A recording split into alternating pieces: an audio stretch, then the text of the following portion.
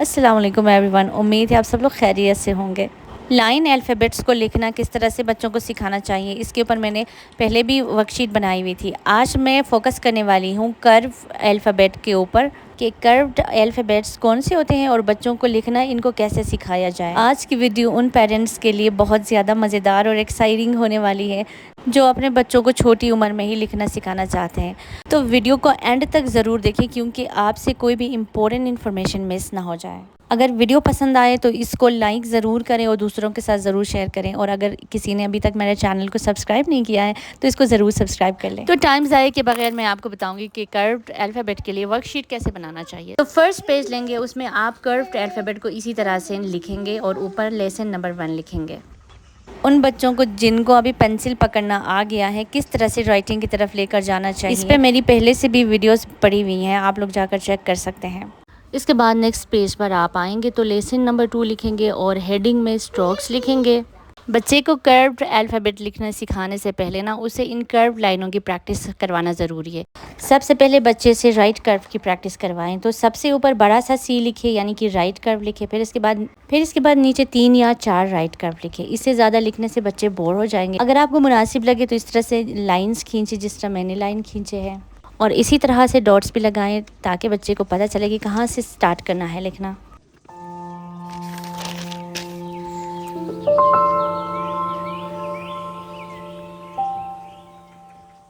Lesson 3 में आप सिखाएं बच्चे को लेफ़्ट कर्व कैसे लिखते हैं। कर्व्स को लिखना सिखाने के लिए आप एरो भी डाल सकते हैं, जिस तरह मैंने यहाँ एरो डाला है, क्योंकि इससे बच्चे को पता चलता है कि इसकी डायरेक्शन किस तरफ से है। जितने भी कर्व्ड लाइनों की प्रैक्टिस मैंने अरशान से करवाई है ना, उसको बहुत ज़्यादा हेल्प मिली है, ना सिर्फ नंबर्स लिखने में बल्कि उसको कर्व्ड अल्फ़ाबेट को प्रॉपर्ली लिखने में भी। और आप देख सकते हैं कि मैं हर पेज पर एक हार्ट बनाती हूँ जो कि अरशान के लिए रिवार्ड है।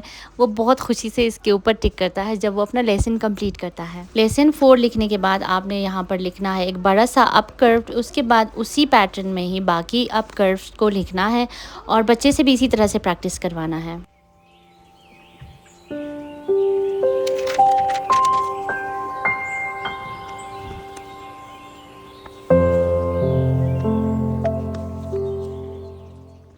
जब आप लेसन 5 पर आएंगे तो आप लिखेंगे डाउन कर्व, और इस तरह एरोज़ और डॉट्स के थ्रू आप बच्चे से करवाएंगे प्रैक्टिस।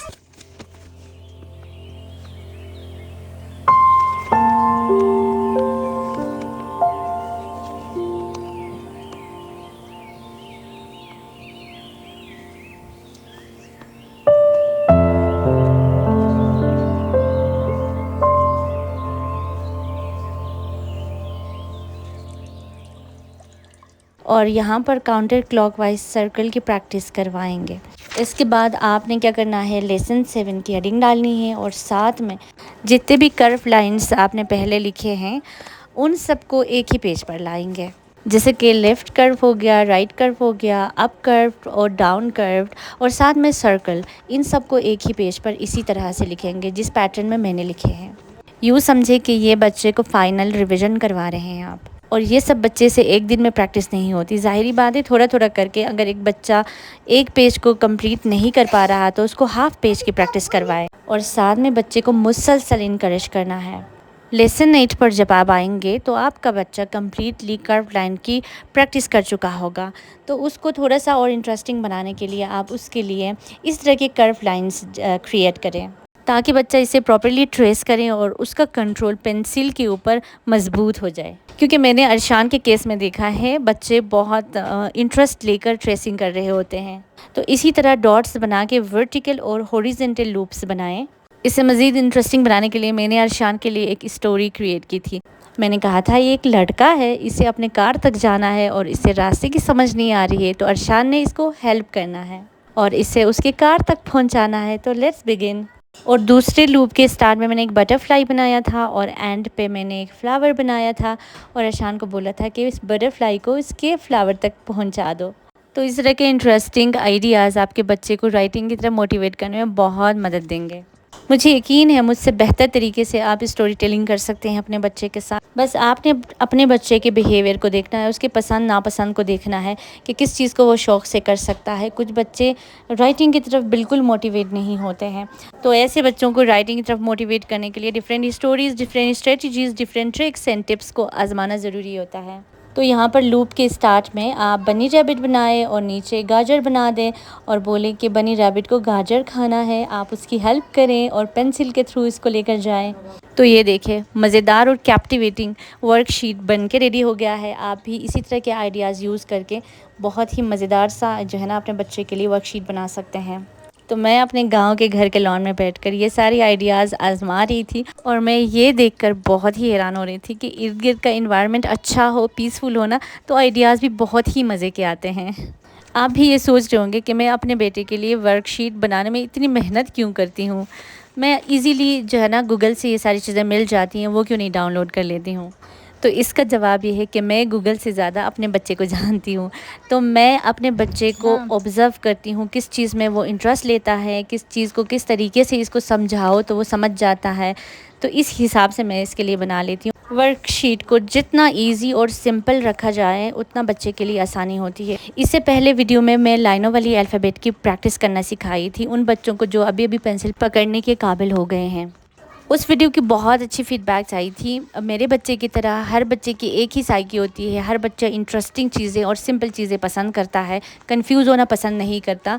उसी वीडियो की कंटिन्यूएशन में मैं ये वीडियो बना रही हूँ क्योंकि बहुत सारे पेरेंट्स ने मुझे ये रिक्वेस्ट की थी कि मैं कर्व्ड अल्फ़ाबेट की भी वीडियो बना लूँ कि किस तरह से बच्चे को सिखाना चाहिए। तो कॉपी मी वाली एक्टिविटी भी बहुत ही अच्छी है, इसमें बच्चे बहुत इंटरेस्ट लेते हैं। तो कोई भी गोल शेप वाली पिक्चर ड्रॉ करें और साथ में आप ट्रेसिंग के लिए डॉट्स बना लें सेम उसी तरह, और बच्चे से कहीं से ट्रेस करें, इसकी कॉपी करें तो बच्चा बड़ा खुश हो जाता है। तो लेसन 9 में मैंने स्नोमैन और एक कैट बना दिया। इसमें ओवल शेप और राउंड शेप थे, तो अगर बच्चा इसे कॉपी करे ना तो इसकी कर्व लाइनों की प्रैक्टिस हो जाएगी। ये सब करने का मकसद ये है ना कि आप खेल खेल में बच्चे को एक सीरियस टास्क दे रहे हैं जिसे उसे कंप्लीट करना है। यहाँ पर हमारी कर्व अल्फ़ाबेट की प्री राइटिंग प्रैक्टिस कंप्लीट हो जाती है और अब हम आते हैं असल मिशन की तरफ, जो कि कर्व अल्फ़ाबेट को लिखना शुरू कैसे करना चाहिए। तो मेरा ये पैटर्न बहुत ही सिंपल है, जैसे कि पहले मैंने नंबर्स और लाइन अल्फ़ाबेट्स को सिखाया था वैसे ही है। तो आपने हेडिंग डालनी है curved alphabet strokes and then lesson 10 लिखना है। साथ में एक एम्प्टी बॉक्स या फिर हार्ट बना ले। जब बच्चा कंप्लीट करे लेसन को तो वहाँ पर टिक मारे और खुश हो जाए। हेडिंग लिखने के बाद आपने सबसे ऊपर बड़ा सा बी लिखना है जिसमें 1 स्टैंडिंग लाइन और साथ में 2 कर्व लाइंस और साथ में एरोज़ डालने हैं। फिर नीचे 3 या 4 दफ़ा बी लिखना है और फिर नीचे डॉट्स बनाने हैं, तो बच्चा वहाँ इजीली इंडिपेंडेंटली प्रैक्टिस करे। सबसे ऊपर बड़ा सा लेटर बी लिखने का मकसद ये है कि बच्चा उसके ऊपर 3 या 4 दफ़ा ट्रेस करेगा। नेक्स्ट पेज पर आपने अनदर कर्व अल्फ़ाबेट लिखना है जो कि सी है। इसको भी इसी तरह से डॉट से स्टार्ट करें और एरो डालें ताकि बच्चा कंफ्यूज ना हो जाए कि स्टार्ट कहाँ से लेना है। मैं बच्चे को जब भी राइटिंग की तरफ लेकर आती हूँ ना, कोई भी चाहे नंबर्स लिखना हो, कर्व अल्फ़ाबेट लिखना सिखाना हो या फिर लाइन अल्फ़ाबेट, तो मैं उससे प्रैक्टिस करवाती हूँ। क्योंकि जब भी हम बच्चे से एक्सपेक्टेशंस रखते हैं कि फ़ौरन से वो लिखना शुरू कर दें तो बच्चा लिख नहीं पाता। इसी तरह लाइन अल्फ़ाबेट्स लिखना बच्चे के लिए आसान होता है और कर्व्ड अल्फ़ाबेट्स लिखना बच्चे के लिए मुश्किल हो जाता है, क्योंकि वो जब कर्व्ड अल्फ़ाबेट लिखना शुरू कर देता है ना तो उसकी पेंसिल के ऊपर कंट्रोल ढीली पड़ जाती है। तो जब भी कर्व अल्फ़ाबेट लिखना शुरू करवाएं ना, उससे पहले प्री राइटिंग प्रैक्टिस ज़रूर करवाएं। इससे बच्चे की कॉन्फिडेंस बूस्ट हो जाती है।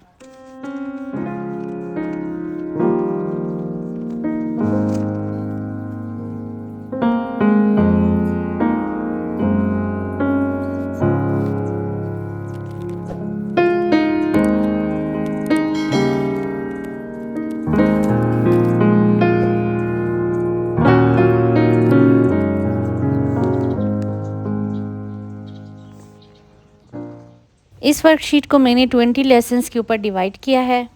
यहाँ पर मैं आपके साथ शेयर करने वाली हूँ चंद बहुत ही मुफीद टिप्स, जो कि आप अगर वर्कशीट बना रहे हैं तो आप अपने जहन में रखेंगे, आपके लिए बड़ी आसानी होगी। तो सबसे पहला टिप है आसान से शुरू करें। बच्चे को कंफ्यूज नहीं करें, बच्चे को के लिए डिफ़िकल्टीज़ ना क्रिएट करें, क्योंकि राइटिंग एक ऐसा टास्क है जो कि सबसे आखिर में आता है। बच्चे को पहले आप स्पीकिंग सिखाते हैं, फिर रीडिंग सिखाते हैं, एंड में आप उसको राइटिंग सिखाते हैं। ईज़ी कर्व्ड अल्फ़ाबेट जैसे कि सी है, ओ है, यू है, इनको पहले प्रैक्टिस करवाएं, और डिफ़िकल्ट कर्व्ड अल्फ़ाबेट जैसे कि एस है, जी है और क्यू वगैरह है, इनको बाद में प्रैक्टिस करवाएं। दूसरा अहम टिप है, बच्चे से डॉट टू डॉट ट्रेसिंग करवाएं और शुरू में एरोज़ से डायरेक्शन भी दिखाएं। तीसरा अहम टिप है, विजुअल एलिमेंट्स को मज़ेदार बनाएं, जैसे कि वर्कशीट में लाइन खींचे, बॉर्डर्स बनाएं, स्टिकर्स वगैरह लगाएं ताकि बच्चे के लिए अपीलिंग हो।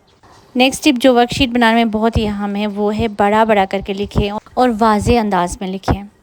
बड़े साइज़ के लेटर इस्तेमाल करेंगे ना तो बच्चों के लिए बहुत आसानी होगी लिखने में, क्योंकि इनके हाथ अभी फुली डेवलप नहीं हुए होते हैं। इनके पाम्स और फिंगर्स के मसल्स भी अभी पूरी तरह से डेवलप नहीं हुए होते हैं। इसी तरह वर्कशीट को कम्प्लीटली साफ़ सुथरा रखें, कोई भी गंदगी ना हो, कोई भी एक्स्ट्रा चीज़ें उसमें ऐड ना हो, ताकि बच्चे कंफ्यूज ना हो। नेक्स्ट टिप ये है, आप लेटर के साथ कोई तस्वीर बनाएं, जैसे कि ये पी है तो पी के साथ पैरेट की तस्वीर हो और उसमें बच्चे से रंग भरें।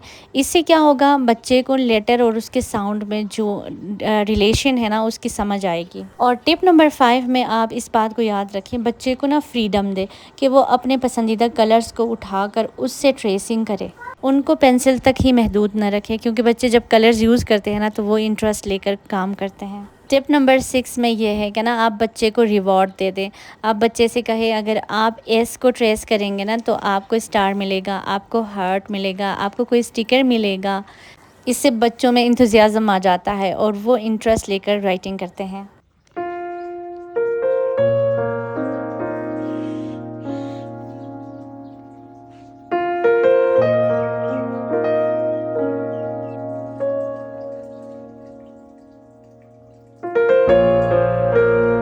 वर्कशीट को लेमिनेट करवाएं। ये एक ऐसा आइडिया है जो मैंने अभी तक किया नहीं है। अगर आप चाहते हैं तो आप इसको लेमिनेट करवा सकते हैं, ताकि आपका बच्चा ड्राई इरेज मार्कर से बार बार उसको लिख सके। लेमिनेट करवाने का एक और फ़ायदा ये भी है कि ये इको फ्रेंडली बन जाएगा, और दूसरा फ़ायदा ये कि कोई और बच्चा आपका उसे ईज़िली यूज़ कर सकेगा। टिप नंबर 8 बहुत ही अहम है। आप लेसन को बहुत ही शॉर्ट रखें और इंटरेस्टिंग बनाने की कोशिश करें, ठीक है, क्योंकि बच्चों की जो अटेंशन स्पैन होती है वो बहुत कम होती है, जिसकी वजह से बच्चे बार बार डिस्ट्रैक्ट हो जाते हैं। और मैं हमेशा से यही कहती हूँ कि बच्चों को लिखने में फ़ोर्स नहीं करना चाहिए, चाहे वो एक लाइन ही क्यों ना लिख लें, उसको लिखने देना है। तो यहाँ पर अरशान की वर्कशीट होती है कंप्लीट, और मेरा एक और टास्क कंप्लीट हो गया। इसी खुशी में मैं आपके साथ शेयर करती हूँ टिप नंबर 9। इस वर्कशीट को आप कंबाइन कर सकते हैं ग्रॉस मोटर प्रैक्टिस के साथ। बच्चे से सैंड पर लिखवाएं और हवा में लिखवाने की कोशिश करें, जिसमें वो अपना फिंगर ज़्यादा से ज़्यादा चला सके। मुझे उम्मीद है आप इन टिप्स को फॉलो करेंगे जब आप वर्कशीट बना रहे होंगे। यहाँ पर आप देख सकते हैं बच्चे कितने शौक से लिखने की प्रैक्टिस कर रहे हैं।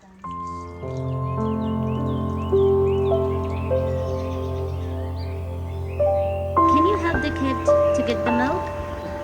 Oh, here the bunny. She wants carrot. Can you help?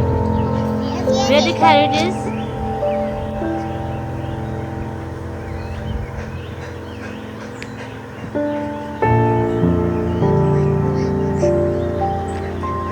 Well done.